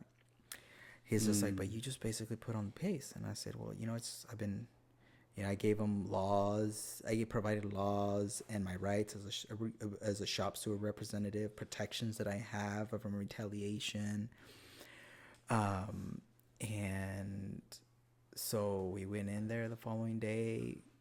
My attorney fucking ate their attorney up. It's I don't want to say the law firm, but our attorney fucking ate them up, and we had to wait for the results. Waited for the result. And who decided? It was a judge? He was a retired judge. Oh, okay. Yeah, the mediators are. Oh, so he's a mediator, so it didn't go. No, all I mean the way arbitrate. It's an arbitrator, so the arbitrators are retired judges and things like Okay. that. So they assist, and so it was in July that I had my arbitration, I believe, and just had to wait. I was calling like almost every week, and then it went to every month that I was calling my rep, like, hey, have you heard anything? Have you heard anything? And he's like, no, I haven't heard anything. So I was getting antsy, man. Like, fuck, what's, when am I gonna hear? I'm getting antsy right now just thinking about it. And so I will never forget it. December 12th, he calls me. I get a call from. I was getting ready to go to work. I was working a 6 to 6 shift. And I was getting ready to go to work. And he calls me and tells me, the mother of my child was pregnant with them, and he calls me and he says, hey bro, he's like, just calling you to let you know that if I'm not able to, I don't talk to you, Happy New Year's and Merry Christmas. 2019 is going to be a very big year for you. There's going to be a lot of challenges that are going to come your way. You're going to have to overcome. So I'm already thinking, fuck, man, he's going to fucking tell me that that decision was overruled, that my termination was sustained. And then he tells me, hey, bro, get ready, because you're coming back. Full back pay, full reinstatement. I'm like, what? He's like, yeah, bro. We fucking hammered it, and man, we won. This was what, 8-9 months total? No, it was 11 and a half months. 11 and a half months out. And so, yeah, man, I was so excited. I was like stoked. They called the company and told the company, and the company thought that he was lying. And he's like, you're lying. Our attorney hasn't called us. And he's like, no, go ahead. You might want to reach out to them and let them know. So yeah, it was good to hear those words. I wanted to quit then and there, and call and say, hey, I'm not going to work, but I'm like, you know what? He told me, he's like, when do you want to come back to work? And I said, well, we want to hash out all the details to like my write-ups, my sick time, my vacation time, accruals, all that. I want to make sure everything's just before I come back. On top of that, we want to make sure that we negotiate my training period. I've been out for so long. I got to get in the groove. They got to give me a chance. They can't just throw me in the trenches and then I get a write-up. Yeah, that's true. So, man. So yeah, they allowed me 2 weeks to train. They kept telling me, "Hey, you're ready to go back?" I said, "No, not yet. It's only been a week. I got to get my full 2 weeks." And I'm not gonna lie, I was taking it easy, right? You're lucky to be It able was, to dig back. it was, yeah, it was hard work, But my first day walking in, I started seeing a lot of faces, and it's like they seen a ghost. I was the first person to ever come back After they get fired. after they got fired. They've never in the history of that company have seen anybody come back. They've always been able to have they've always settled and took walking away money to have people go away. They would buy people to resign. Not me. Damn. And so that day, everybody and their mothers, they were having a meeting. Everybody and their mothers were in the stretching room. The owner, the general manager, human resources, all the supervisors. Everybody was there. And I go up, and I had this is when I was using my my face mask. So it was like a ski mask, and it just had like the front open. It was one of those Nike ones. So it was a shiesty. So I put it on, and everybody was trying to figure out who I was. Who is this guy? Yeah, we've never seen this guy before. So I take my mask off. He has beautiful colored eyes. Who is this guy? I took my mask off, and their eyes lit up. Like, oh my God. And so the owner came up to me, and he shook my hand and said, "Hey, let's just put everything in the past and let's just move forward." I said, "Yeah, man. We're all human. We all make mistakes." Duh. Sheesh. They're kicking the balls right there.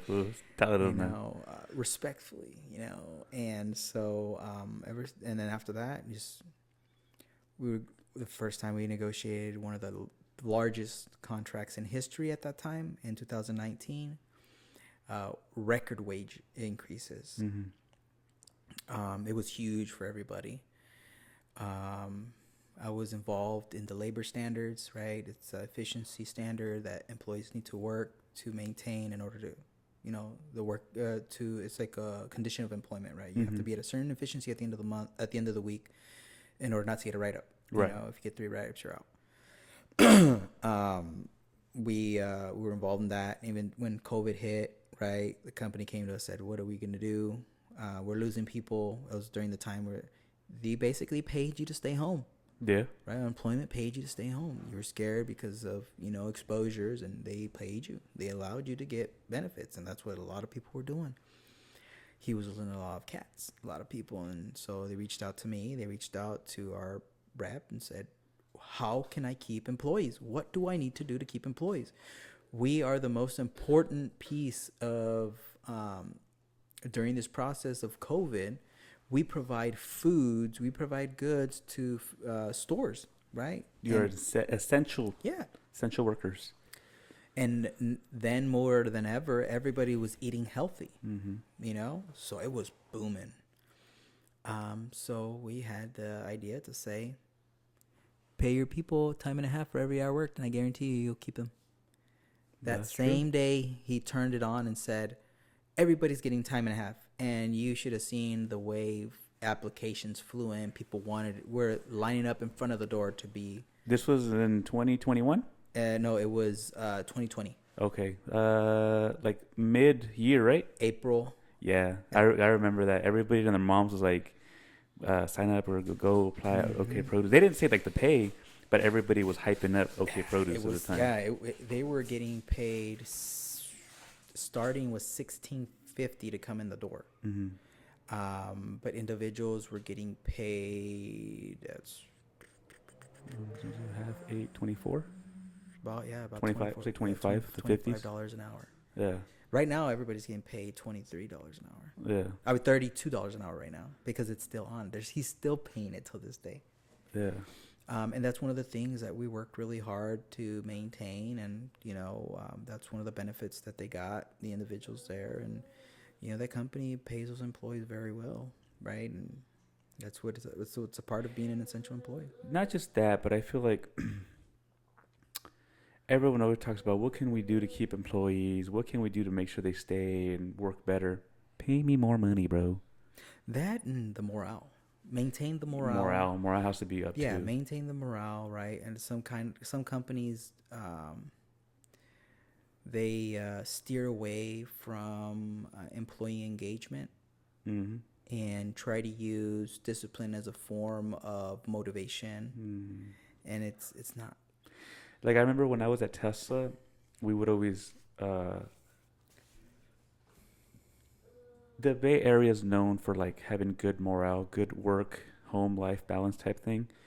And at Tesla, we were working 12-hour shifts Monday to Friday. Saturday was another 12. You come in Sunday, they would buy you lunch. They would have all the snacks you wanted. Like Sunday was cool. We were getting paid time and a half to just chill. Really, I mean, we would do a little bit of work, but it was pretty much just chilling at work. Especially if you had nothing to do, if you had no family like me, and you wanted to just go make time and a half, Yeah. just go on Sunday. Go on Saturday after 2:30. You're getting paid time and a half. You know, and a lot of it they would back in the day when they were starting. I don't think they do it anymore. They would have lunches all the time. But then again, I'm thinking about like 2013, 2014, when there was only, I don't know, 5,000 employees at Tesla Mm-hmm. at the factory. That's not including like headquarters.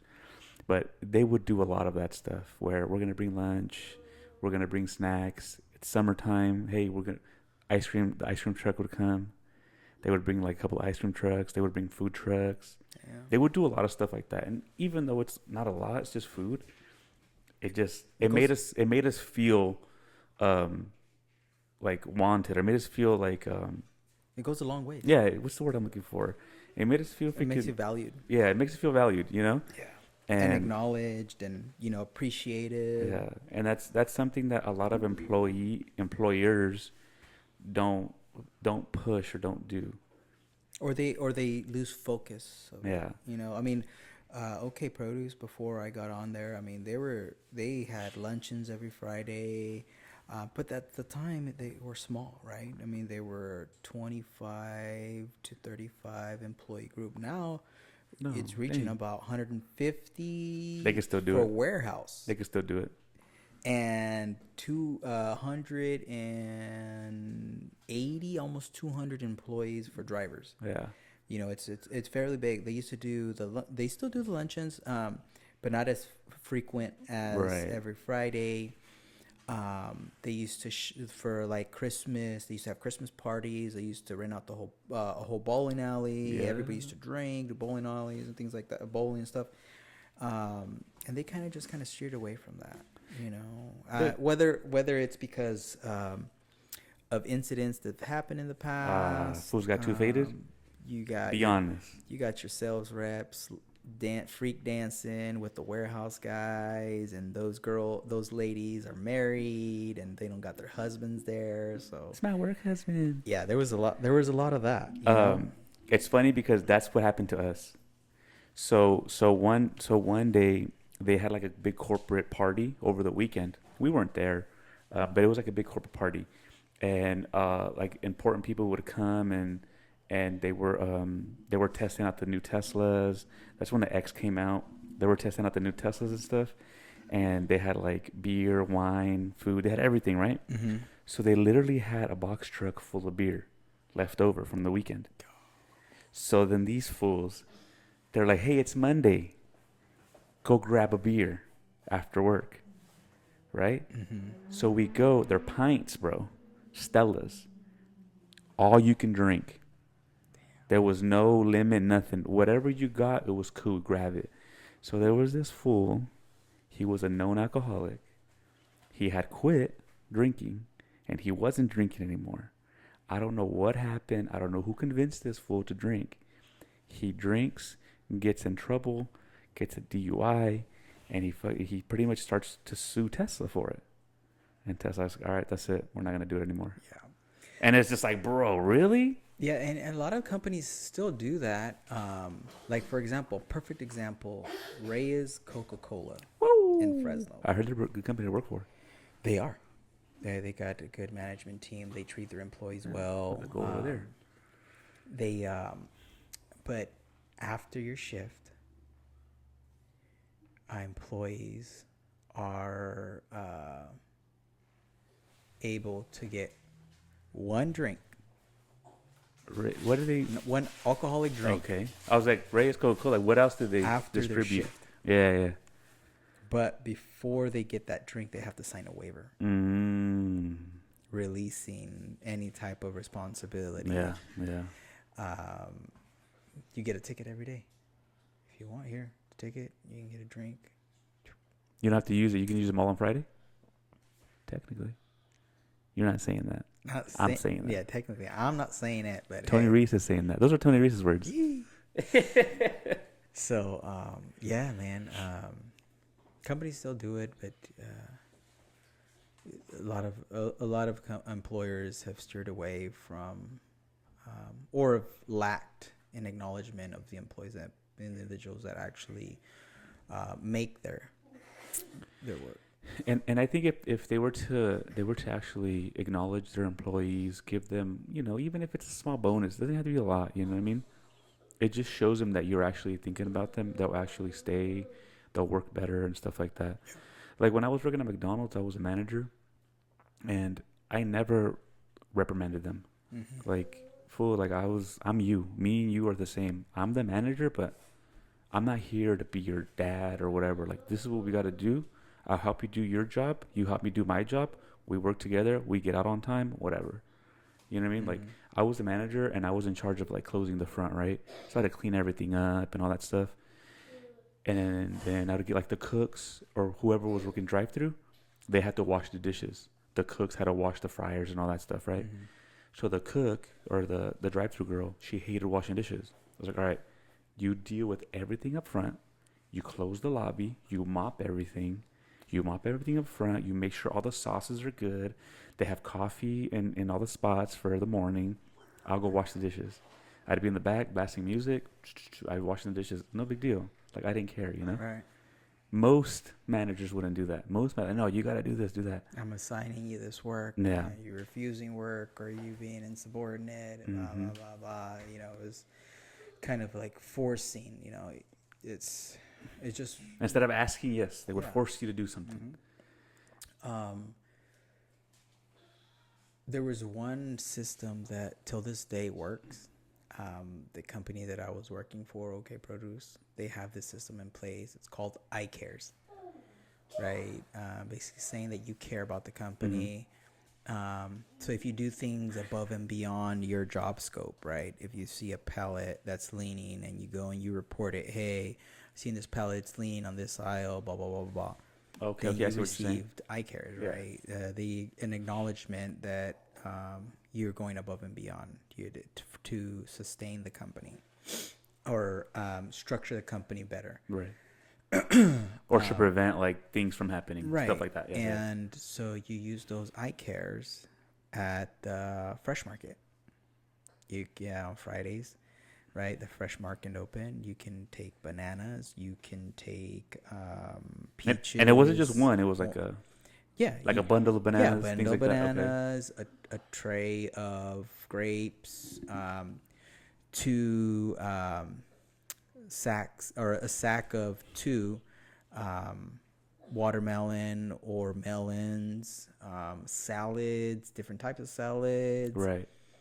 Whether it being in tray salads or actually bag salads, berries. I mean, anything that we sold there, you were able to purchase with the iCare system, and or you can put it to get withdrawn from your check if you needed it, right? Instead of having to go to the grocery store and buy it at the grocery store at a higher price, you got it, wholesale, Right. basically. Okay. And to this day, it works. I mean, it motivates individuals to want to continue to, look out for things. Yeah. When you have incentives like that, like, it definitely works. Mm-hmm. When I was at Tesla, one of the biggest things was, so, like, the whole Doge thing going on right now, right? Everyone's, like, talking shit about Elon because he's trying to save money. He was the same way at Tesla. He would send out an email. He would say, we need to save money. Tell us how we can save money. That you're in the position that you're in, you're putting on this thing. Where can we save money? And then if you would give him an idea and they used your idea, he would give you a stock or a couple stocks, whatever it was. I think at the time, stock was like, I don't know, $35. So he would give you 5 shares of stock, which is like $100. Yeah, it's employee engagement. Yeah. And then, like, everybody and their moms was email. You could literally email this fool and tell them, hey, this is going on. Da, da, da. We could fix it by doing this or by doing that. Same thing. Hey, there are safety concerns on this side. This person's driving a little recklessly. Da, da, da, whatever the case may be. But you could email him, and then if he looked at your stuff or he used you, they would end up paying you. Come here. Oh, what happened? The homie got juju. The big homie Juju got sick. All that candy I brought him, huh? Mm-hmm. My bad, dude. He gets a belly ache.